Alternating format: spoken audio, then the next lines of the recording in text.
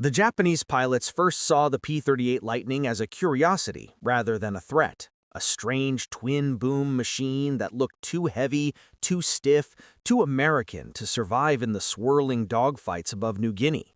Zero pilots joked over their radios that the Lightning fell like a stone in a turn and climbed like a wounded buffalo. And in those early months of 1943, they weren't entirely wrong. The first U.S. AAF pilots flying out of Dobodora and Port Moresby were still learning the aircraft's temperament, its weight, its compressibility issues in high-speed dives, its reluctance to turn tightly at low altitudes. In close-quarters combat, the A6M-0 could carve circles around a Lightning. But the Japanese pilots misread the machine. What they took as a weakness was only the outer layer of an aircraft built for a completely different kind of war. The P-38 was not designed to fight the Zero's fight. It was built for speed, altitude, and energy. Massive, crushing, bone-shaking energy that the Zero could never match.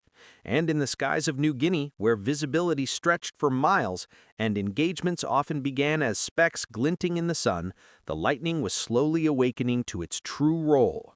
Yet in early 1943, the Japanese still laughed. Reports from the Tainan Air Group described the Lightning as slow to respond and incapable of pursuit.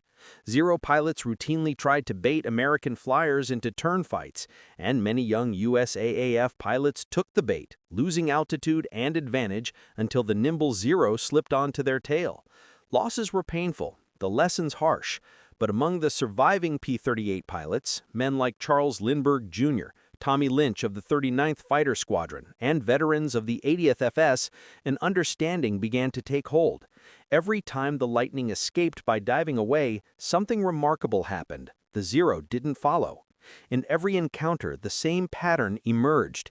The P-38 would tip its nose down, engines howling, props screaming into a silver blur, and the airspeed indicator would climb, 300 miles per hour, 350, 400, sometimes even pushing beyond 480 miles per hour as the Lightning carved a smooth, perfect arc toward the sea.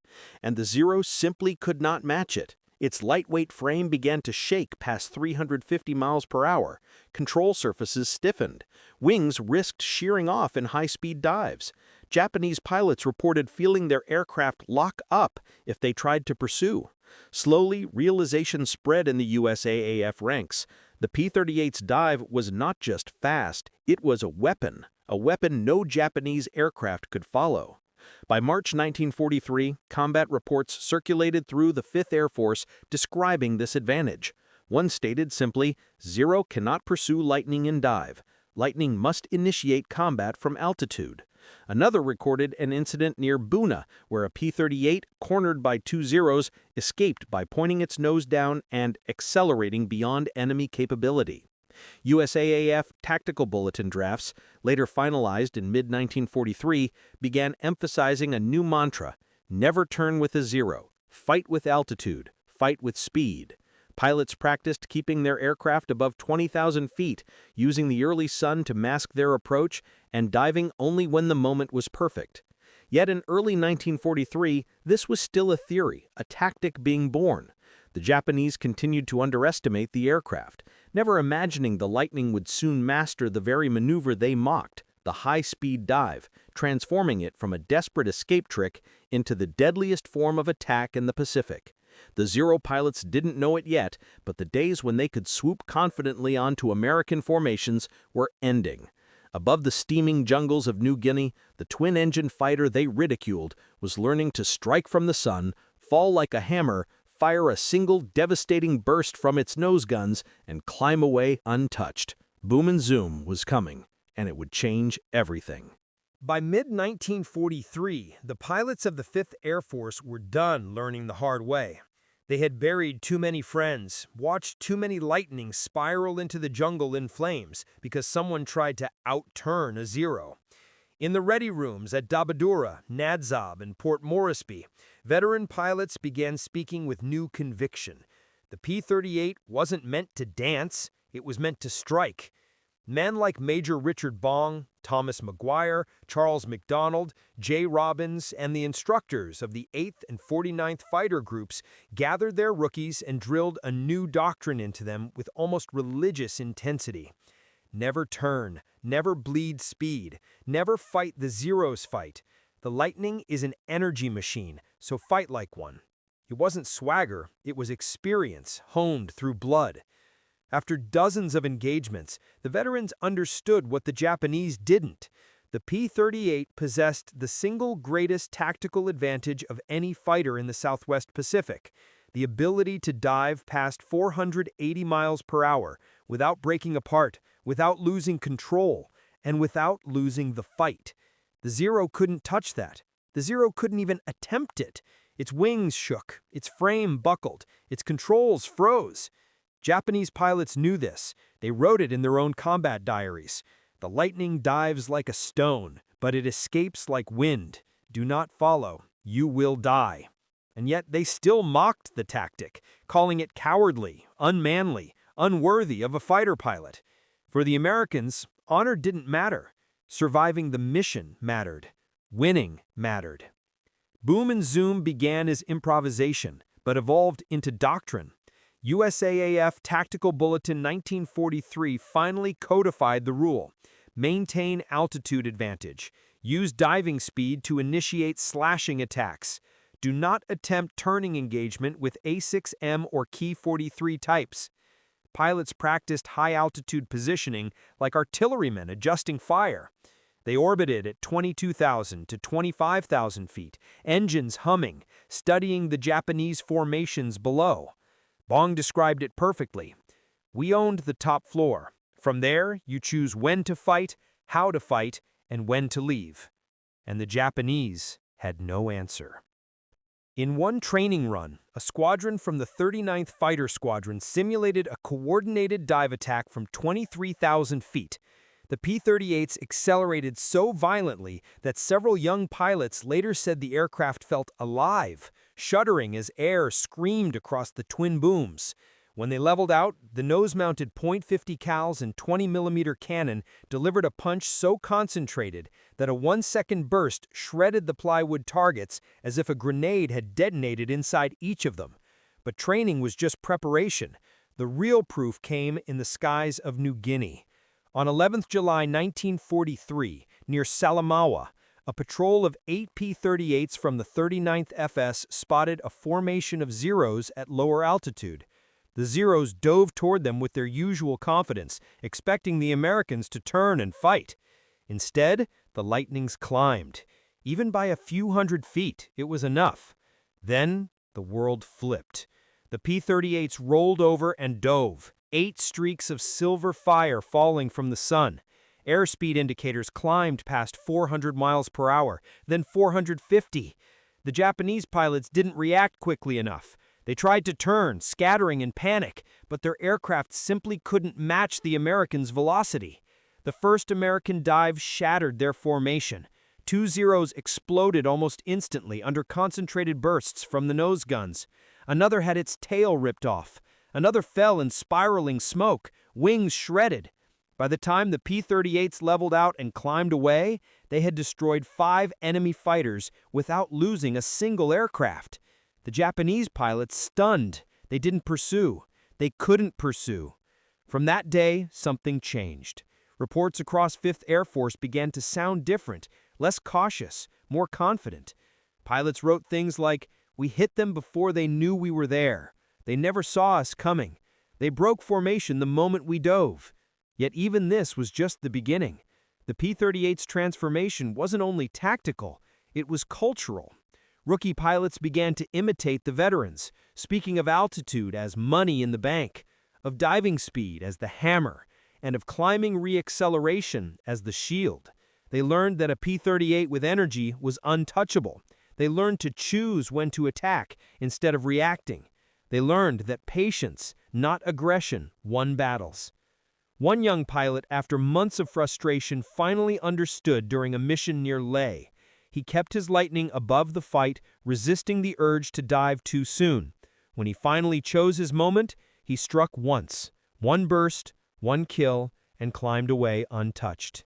In his journal that night, he wrote, "Now I get it. The dive is everything. They cannot follow, they cannot fight speed." Meanwhile, the Japanese remained trapped in their doctrine of close-in maneuvering combat maneuvers. Even their most experienced aces misjudged the Lightning's capabilities. Many believed the P-38 would rip its wings off at high speed or go uncontrollable in compressibility. That was true at 30,000 feet, but the Americans quickly learned to dive slightly shallower, initiating recovery earlier. By summer 1943, the Lightning pilots could ride the edge of compressibility without crossing it. The Japanese never adapted. They never redesigned the Zero structure. They never retrained pilots to fight in the vertical. They fought the war they wished they were in, not the war they were in. And the P-38 exploited it mercilessly. By late August 1943, a 5th Air Force intelligence summary noted, "Enemy fighter units now attempt to avoid engagement with P-38 when altitude disadvantage exists." In other words, they were afraid of the dive.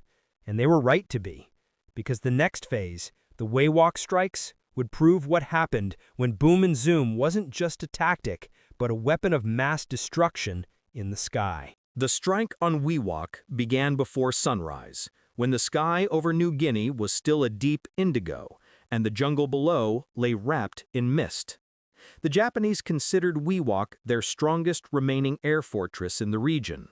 4 airfields, dozens of revetments, hundreds of aircraft, and veterans of the Tainan, 204th, and 14th Air Groups. For months, they had mocked the P-38's cowardly diving tactics, insisting that once they caught the Lightning at equal altitude, the fight would always favor the Zero. They believed they held numerical superiority, tactical advantage, and the initiative. What they didn't know, what they couldn't know, was that the 5th Air Force had spent the entire summer planning a blow so devastating it would break Japanese air power in New Guinea forever. Shortly after dawn on 17 August 1943, the first wave of P-38's lifted off from Silly Silly, engines kicking dust into swirling clouds as pilots throttled forward. The plan was simple, brutal, and brilliant. Hit Wewak when Japanese aircraft were lined up on the ground, fuel trucks still pumping gasoline, pilots just waking in their barracks. The Lightnings approached at high altitude, formation tight, contrails thin and ghostly in the cold morning air. Below them, Wewak still slept. Then, as if on cue, the lead element rolled over. Dozens of P-38's fell from the sky like silver spears. Their dive angles were so steep that some pilots felt the onset of compressibility rumbling at the edges of the controls. But the technique had been practiced for months. They knew when to ease back, when to feather slightly, how to ride the knife edge of speed without losing control. At nearly 480 to 500 miles per hour, the Lightning screamed down on the airfields. The Japanese never saw it coming. The first bursts of .50 caliber fire chewed through parked aircraft like a saw blade. Fuel drums exploded. Hangars burst into flame. Zeros with engines still cold were shredded on the ground. Ground crews ran for cover, others died where they stood. In a matter of minutes, dozens of Japanese fighters were burning. But the real test came minutes later, when the surviving Japanese pilots scrambled into their aircraft. Engines coughed to life. Zero streaked into the air, desperate to intercept the American wave before it could withdraw. In the past, this was where they dominated. Close-range maneuver, climbing, spirals, tight horizontal turns. Not today. Not anymore. The P-38's were waiting. The second wave dove from altitude, perfectly timed to intercept the Zeros just as they lifted into the sky. The Japanese pilots, still climbing, still accelerating, could do nothing but watch death fall toward them at 450 miles an hour. Boom, a burst, a Lightning shot upward. Zoom, a Zero piloted by a veteran of Rabaul tried to roll into a defensive turn. He barely finished half the maneuver before a pair of P-38's dropped through the clouds and tore his aircraft apart in a single 2-second burst. Another tried to climb vertically, but the P-38s had started from far higher altitude and far greater energy. The Lightning pilots struck, climbed, repositioned, struck again. The Japanese were being attacked from angles they couldn't cover, at speeds they couldn't match, by an enemy they couldn't chase. The air above Wewak became a slaughterhouse. Radio chatter crackled with disbelief. Zeros breaking, multiple formations scattered, no cohesion. Targets everywhere, pick them off, don't slow down. Watch your speed, do not level turn, stay vertical. The Zero pilots, once confident masters of the Pacific, were overwhelmed. Their formations disintegrated within minutes.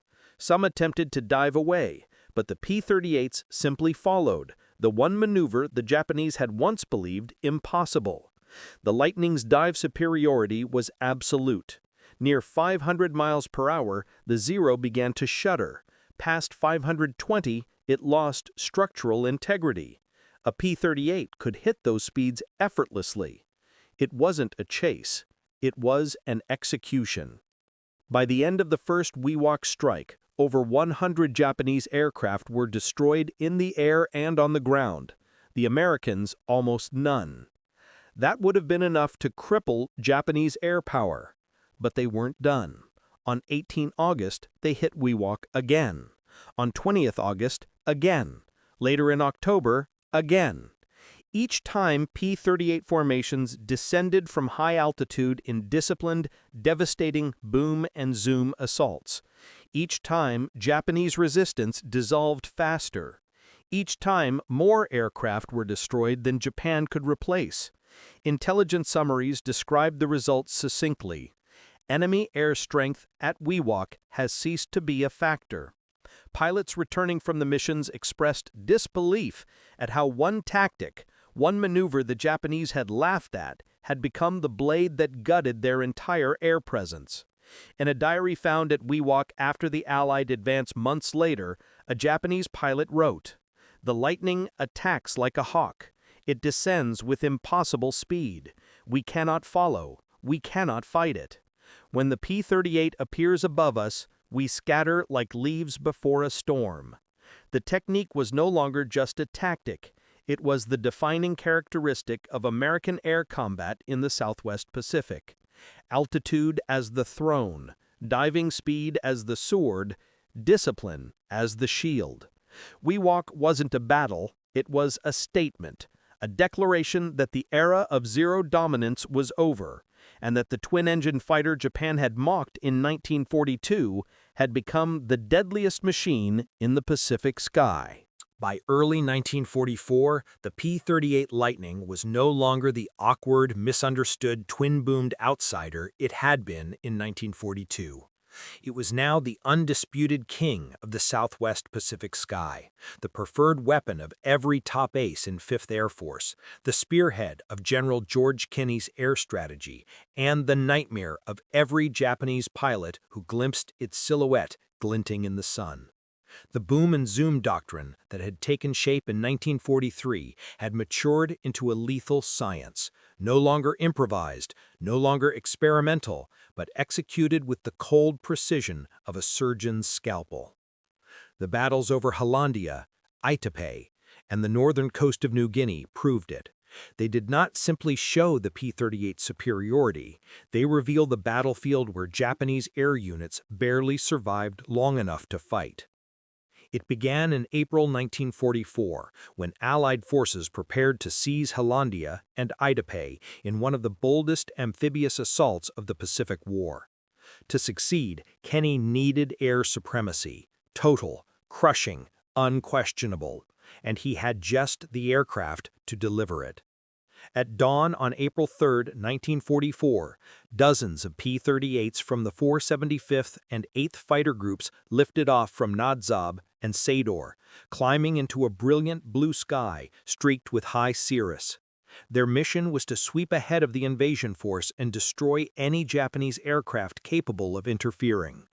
The Lightning pilots had the same advantage they exploited at Wewak: altitude, speed, and the vertical plane of combat.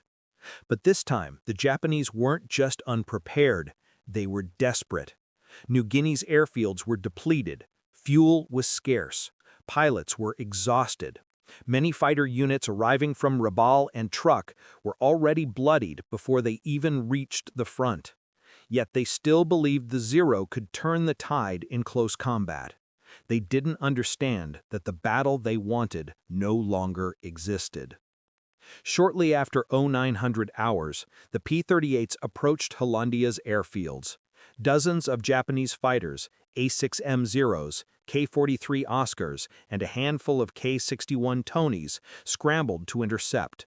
It was exactly the scenario Japanese pilots believed favored them, climbing in formation, prepared for a swirling horizontal dogfight. But the Lightnings never descended to that level. From 27,000 feet, the first element rolled into a smooth, deadly dive, sunlight flashing off their wings as they accelerated past 400 miles per hour. The Japanese pilots, still climbing, barely had time to react. The P-38s thundered through their formations like steel meteorites, firing 1-second bursts that tore wings from fuselages and shattered engines.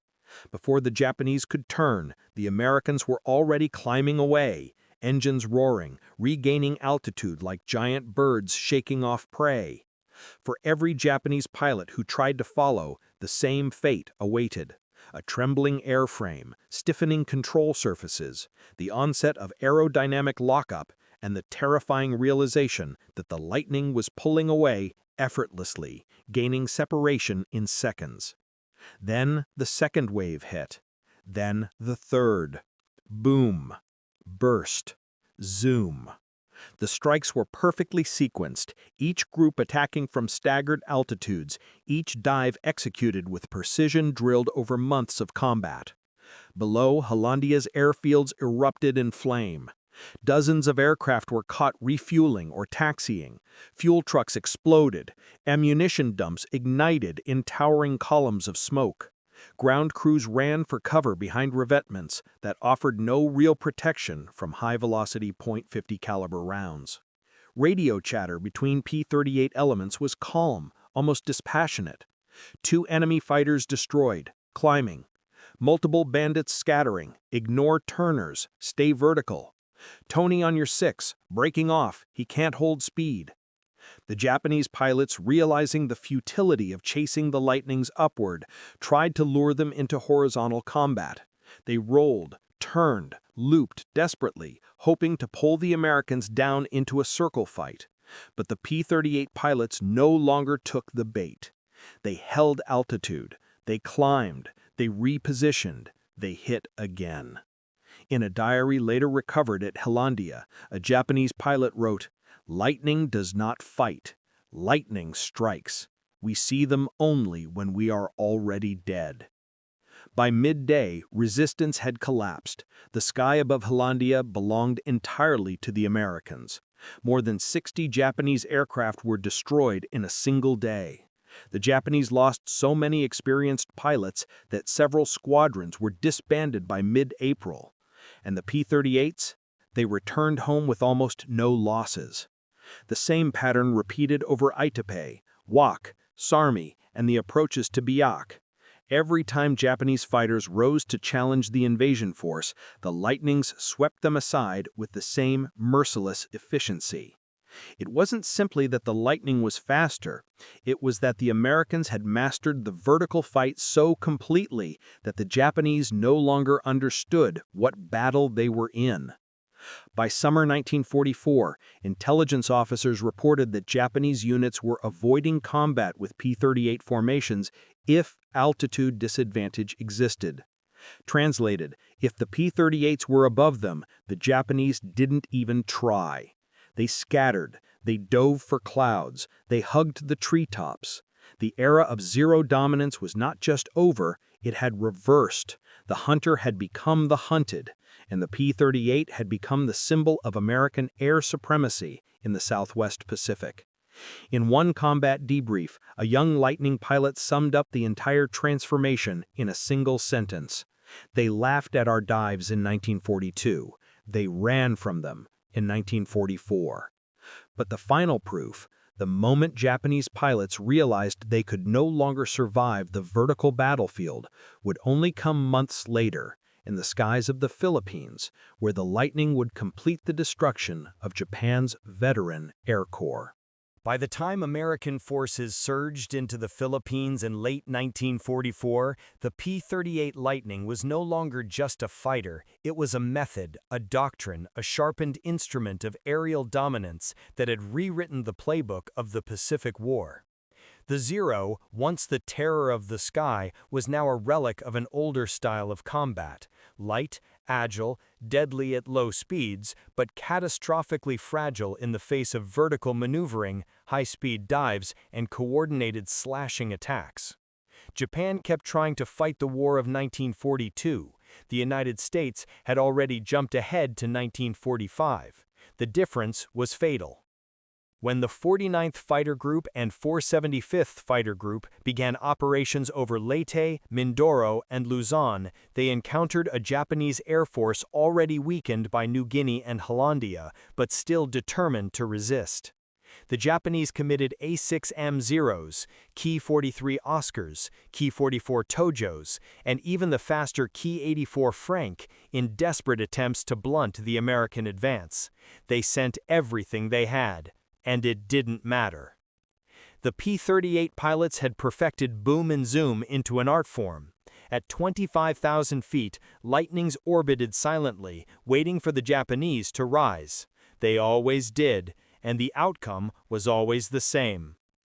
On 7 December 1944, nearly 2 years after the attack on Pearl Harbor, a formation of P-38's escorting bombers over Ormoc Bay spotted more than 20 Zeros climbing in a loose spiral. In 1942, this would have been a deadly threat. In 1944, it was an opportunity. The lead P-38 element rolled over and dove, then the next, then the next.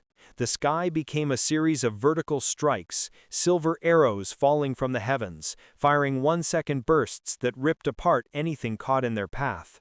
A Zero tried to roll away, but stalled under the sudden high-speed pressure. Another attempted a climbing turn, only to be cut down by a Lightning screaming past at nearly 480 miles per hour. For every Japanese fighter climbing, there were 2 P-38s diving. For every evasive turn, the Americans had altitude to burn. The Japanese pilots realized, too late, that they were fighting ghosts, an enemy that appeared from above, killed instantly, and vanished before they could even level their wings. After the battle, 5th Air Force Intelligence issued a blunt summary. Japanese fighter units are no longer capable of resisting P-38 formations at any altitude. Over the next months, the same pattern repeated across Mindoro, Lingayen Gulf, Manila, and the mountainous regions of northern Luzon. Whenever Japanese aircraft tried to intercept bombers or strafing runs, the Lightning swept in from above, using pure speed to dictate the fight. The Zero's once feared maneuverability meant nothing when its opponents refused to turn. In January 1945, during a major engagement near Luzon, ace pilot Thomas Maguire led a flight of P-38s into a layered vertical engagement that demonstrated exactly how the Americans now fought. While Japanese fighters attempted to form defensive Lufberry circles, Maguire's flight attacked from staggered altitudes, one wave diving, another climbing, another repositioning. It was a three-dimensional battlefield Japan had never trained for. The Zero pilots fought bravely, but blindly, trying to bring their aircraft into tight horizontal maneuvers while the Americans struck from vectors they couldn't track. "The enemy is everywhere," one Japanese pilot radioed before his signal cut off. He was right. The Americans were everywhere, above, behind, below, striking and climbing before the Japanese could react. Even when Japan deployed newer aircraft like the Ki 84 Frank, capable of better climb rates and higher speed, the Lightning held its advantage, energy dominance. The P-38 could keep its speed through dives, zoom climbs, and slashing attacks in ways the Japanese airframes simply weren't engineered to match. The Frank was dangerous in a turning fight, but the Americans never gave it one. Boom and zoom erased every advantage Japan might have had. By mid-1945, over Borneo and Formosa, Japanese air resistance had dwindled to scattered flights, brave but hopeless. Many young Japanese pilots were rushed into service with only hours of training, believing the Zero's legacy could save them. It couldn't. Their aircraft shattered under high-speed dive pressure. Their formations fell apart under vertical attacks. Their radios malfunctioned or lacked range, and they faced P-38 pilots who had spent 2 years perfecting a single lethal concept: speed kills. The final demonstration came in April 1945, when P-38's escorting heavy bombers near Formosa dove onto a formation of Oscars attempting to intercept. The attack lasted less than 2 minutes. 7 enemy aircraft fell burning into the sea. Not a single P-38 was hit. In the post-war analysis, Japanese officers admitted the truth. We were never able to counter the Lightning's diving attack. We could not pursue, we could not escape. The P-38 controlled the sky. The Japanese pilots, who once mocked the Lightning's dive speed, never understood what they were facing. An aircraft that fought in a different dimension, one their machines and doctrines were never designed to survive. The war ended not because the Zero failed, but because the P-38 rewrote the rules. It proved that altitude was power, speed was survival, and a well-executed boom and zoom strike was deadlier than any turn fight ever fought in the Pacific. In the end, the Lightning didn't outturn the Zero. It didn't need to. It simply dove, struck, and climbed away, again and again, until entire formations disappeared beneath it.